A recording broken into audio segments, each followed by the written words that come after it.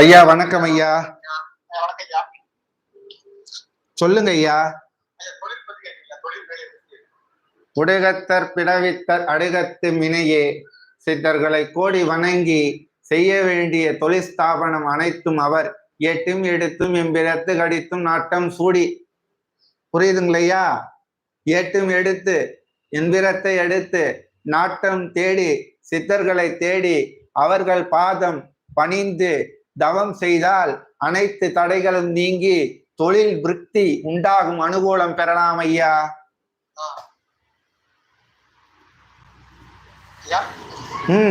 சித்தர்களை தேடி அலைந்து அவர்களை நாடி உங்கள் வினையை போக்கி தொழில் வித்தி அனுகூலம் உண்டாகும் ஐயா. ஆமாம் ஐயா, அவர்கள் ஜீவ சமாதி சொல்லாதீர்கள், ஜீவ சாசன நிலை கொண்ட பிரகணயம். ஜீவ சாசனத்துல தானே இருக்காங்க, மனிதனை போல அவர்களும் என்ன சமாதி ஐயா.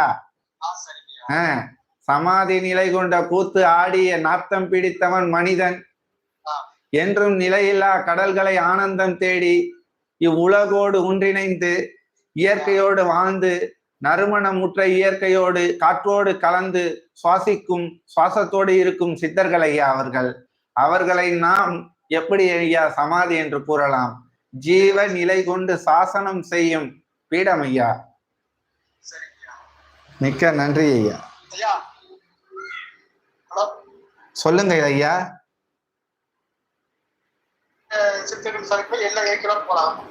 ஐயா எவரிடமும் வேண்டாலும் போகலாம் ஐயா.